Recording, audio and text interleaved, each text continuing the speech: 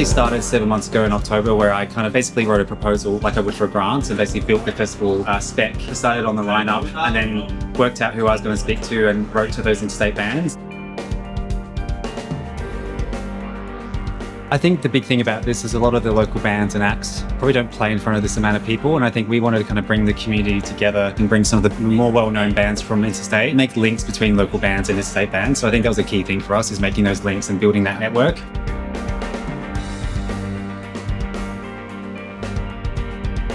It is absolutely insane to be playing at a festival like this. The fact that Matt organised all of this. We've watched from afar this sort of stuff happen in Europe and in the US with Duncan post-festival, and there's been a gap in Australia that no one's ever tried anything like this. And so for it to happen in Adelaide and to actually just be a part of it and see, even from the first band playing on, the Lowlife stage, that room being so packed and busy, it's amazing to see that it's actually been an absolute success.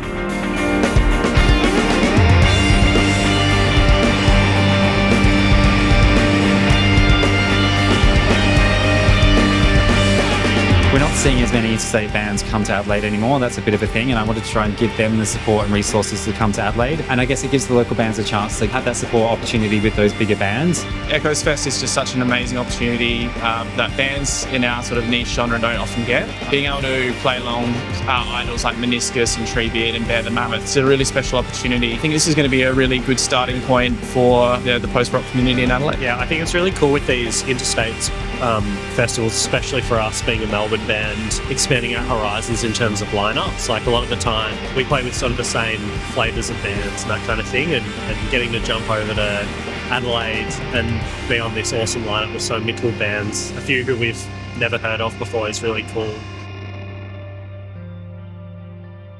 Matt's done such an incredible job with this, and it's like post-rock was something that was always like an underground movement in Adelaide, and it's kind of really had a huge revival in the last year or two. So bands like We See Moons, like the Unset, Kuiper, huge noise, amazing bands. So it's like a real pleasure to be here. It means a lot to be part of something that's community run. I don't really think it's been done for this genre, particularly in Adelaide. I think with Meniscus being the headliner, they're very revered and respected in the community. And I knew they hadn't really played live that much recently. They hadn't been to Adelaide in more than 10 years. So I thought that was a really big thing. I wanted the headliner to be really significant and bring a certain element of surprise and excitement to the community.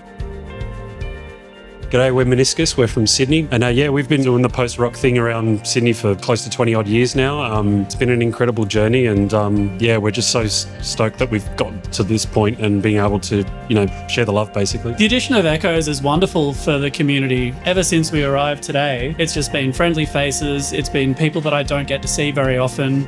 It's drawing people from a number of different cities to reconnect more regularly, and that's what community is. It's sort of the embryonic state of putting together a scene and, people being ambitious and getting their heads together. Yeah, the idea that, people can come together and put on the kind of shows that they want and get all the kind of people that love this sort of stuff all together under the one roof, and it's just exciting to be part of.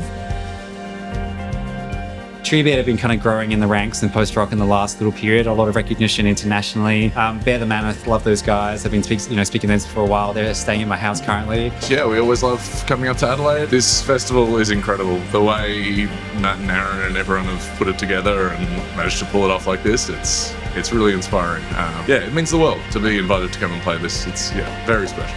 Skin Thief was actually a recommendation from a friend, from a promoter in Melbourne, and so he recommended that they should go on, and now they've just booked a European tour, which is pretty amazing. Matt went on the radio, and there's people who like this music who don't know that they like this music. I met someone just earlier who said, well, I listened to the radio, I heard this music, I thought that sounds cool, I've never heard anything like it, so I bought a ticket and I came along. People don't know they like this music. When they hear it, it really blows them away, and I think the bands today have done a great job there delivering on the promise of post-rock.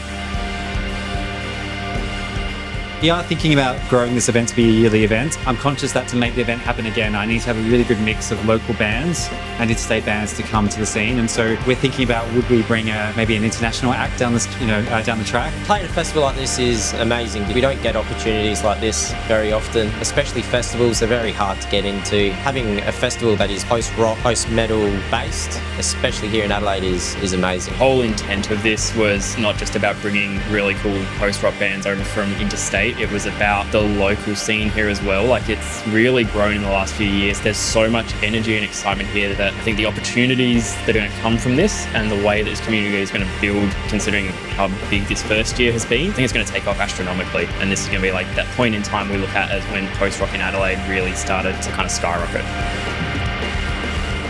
You know, live music in general is a really tough thing.